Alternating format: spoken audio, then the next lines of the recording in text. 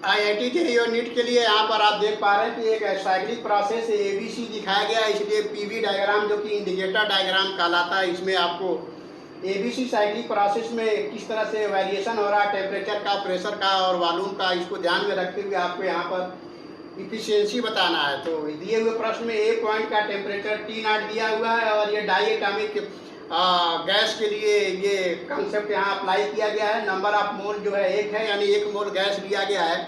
ऐसे में यहाँ पर हम साइक्लिक प्रोसेस ABC के लिए इफिशियंसी निकालने की कोशिश कर रहे हैं। तो आइए यहाँ पर देखते हैं। A to B प्रोसेस में आप देख पा रहे हैं कि वॉल्यूम कांस्टेंट है, इसलिए ये आइसोकोरिक प्रोसेस होगा और आइसोकोरिक प्रोसेस में वर्क डन 0 होता है। लेकिन यहाँ पर प्रेशर A to B जाने में बढ़ रहा है, P0 से 2P0 हो रहा है। इसका मतलब यहाँ इंटरनल एनर्जी गैस का बढ़ेगा, इसलिए A to B जाने में हमें अमाउंट ऑफ हीट देना पड़ेगा, यानी डेल्टा Q1 हमें हीट देना पड़ेगा, तभी इसका प्रेशर बढ़ेगा। फिर आप B to C प्रोसेस में देख रहे हैं कि प्रेशर कांस्टेंट है लेकिन वॉल्यूम बढ़ रहा है। तो प्रेशर कांस्टेंट होने पर और वॉल्यूम बढ़ने पर भी हमें हीट देना पड़ेगा, तो यहाँ delta Q2 amount of heat हमें देना पड़ रहा है।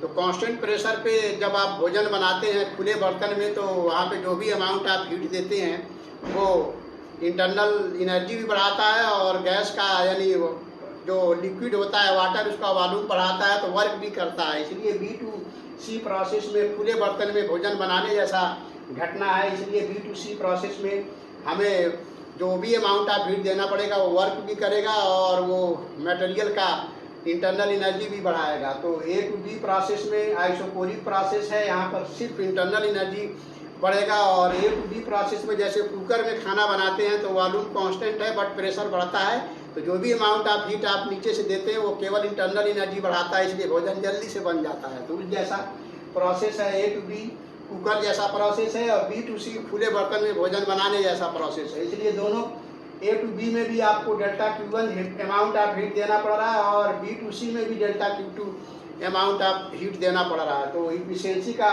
जो फार्मूला होता है वो work done by gas upon heat given होता है। तो जो टोटल अमाउंट ऑफ हीट दिया जा रहा है यहाँ पर ये है आपके पास Q, और ये हो जाएगा Q1 delta Q1 plus delta Q2, ये अमाउंट ऑफ हीट हमको यहाँ पे देना पड़ रहा है। और वर्क डन जो आप निकालेंगे, work done cyclic process ABC में जो वर्क हो रहा है वो होगा एरिया ऑफ साइकिल। तो आप यहाँ देख रहे हैं ABC जो साइकिल है इसका एरिया निकालने के लिए राइट एंगल ट्रायंगल है, इसका एरिया निकालने के लिए हम बेस लेंगे यहाँ पर। तो बेस आप देख रहे हैं A to B में प्रेशर केवल चेंज हो रहा है, तो T0 के बराबर ये बेस हुआ। और B to C जाने में वॉल्यूम चेंज हो रहा है, V0 से 2V0 हो रहा है। प्रश्न में 2V0 वॉल्यूम C पॉइंट का दिया हुआ है, इसलिए हाइट यहाँ पर V0 हो गया। इसलिए ABC साइकिल का एरिया जो होगा बेस P0 हाइट V0/2। तो यहाँ पर वर्क जो होगा गैस के द्वारा जो वर्क हो रहा है ये हो जाएगा P0 V0/2।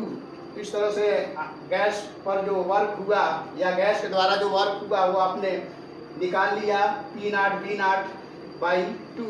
तो अब हम डेल्टा Q1 और डेल्टा Q2 निकालेंगे। तो डेल्टा Q1 निकालने के लिए यहाँ पर हम देख रहे हैं A to B जाने में केवल इंटरनल एनर्जी चेंज हो रहा है, वर्क नहीं हो रहा है, इसलिए A to B जाने में जो वर्क होगा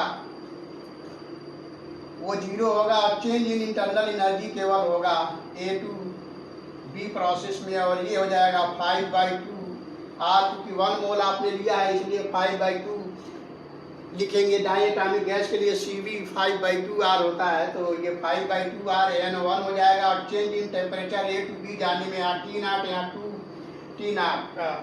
TB का टेम्परेचर आप कैसे निकालेंगे, तो आप देख रहे हैं A to B प्रोसेस में आइसोकोरिक प्रोसेस है, इसलिए यहाँ पर वॉल्यूम कांस्टेंट है, इसलिए PA/TA = PB/TB से यहाँ पर वैल्यू दिए हुए रख के सॉल्व करेंगे तो TB 2T0 आएगा। और B to C में आइसोबारिक प्रोसेस है, इसलिए यहाँ पर प्रेशर कांस्टेंट होगा, तो TB/BB = TC/BC से आप यहाँ सॉल्व करेंगे तो TC 4T0 के बराबर आएगा। तो यहाँ A to B जाने में जो चेंज इन टेम्परेचर हुआ वो 2T0 - T0 और इसको सॉल्व करेंगे तो 5/2 आर टी नॉट बाई 2 होगा। और R T not P V equal to R T होता है, तो R T not P not V not हो जाएगा। तो ये हो जाएगा 5 P not V not by 2। अब हम डेल्टा क्यू निकालेंगे, तो डेल्टा Q2 निकालेंगे तो delta Q2 P2 B2C process में होगा। तो B2C प्रोसेस में डेल्टा Q2 हम यहाँ आप देख रहे हैं डेल्टा Q2 हमने यहाँ पे लिख रखा है। तो B2C प्रोसेस में जाने में प्रेशर कांस्टेंट है बट वॉल्यूम चेंज हो रहा है, इसलिए वर्क भी होगा और इंटरनल एनर्जी भी बढ़ेगा, तो क्योंकि टेम्परेचर भी चेंज हो रहा है।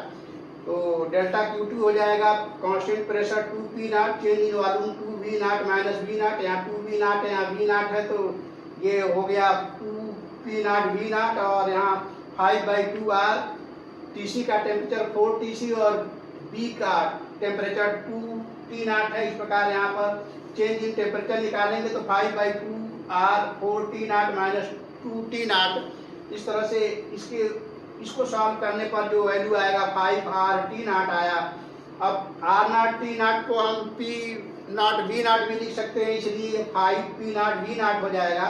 इसलिए डेल्टा Q2 हो जाएगा 2P not V not plus 5P not V not, total 7P not V not हुआ।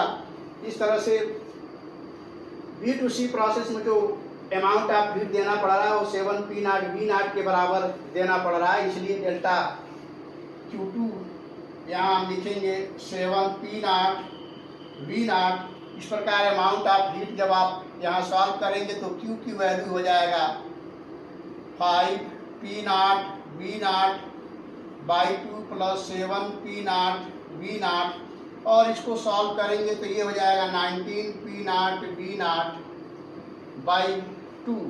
अब आप टोटल अमाउंट ऑफ हीट जो ABC साइक्लिक प्रोसेस में आपने AB और BC प्रोसेस में दिया है वो निकाल लिया 19P not V not by 2, और साइक्लिक प्रोसेस में जो टोटल वर्क हुआ वो आपने निकाल लिया P not V not by 2। तो अब इस साइक्लिक प्रोसेस में जो इफिशियंसी है वो आप यहाँ से आप निकाल सकते हो। तो इफिशियंसी जो है P not V not by 2 upon 19P not V not by 2 into 100। तो सॉल्व करेंगे तो यहाँ पर इस साइक्लिक प्रोसेस ABC में जो इफिशियंसी है 100/19% के बराबर आ रहा है। तो इस तरह से हम साइक्लिक प्रोसेस में किस तरह एफिशिएंसी निकालते हैं वो यहाँ पर हम देख सकते हैं। और IIT JEE और नीट के एग्ज़ाम के लिए एफिशिएंसी बहुत इंपॉर्टेंट पॉइंट है, तो इस पर अगर आप प्रैक्टिस करेंगे तो ये पूरा आइसोबारिक और isochoric process, internal energy, amount of heat, ये सब निकालने भी आ जाएगा और एफिशिएंसी भी आप निकाल सकते हैं। तो हम समझते हैं इसको काफ़ी अच्छे से आपने समझा होगा। तो फिर मिलते हैं नेक्स्ट वीडियो में किसी और क्वेश्चन के साथ, तब तक के लिए थैंक यू।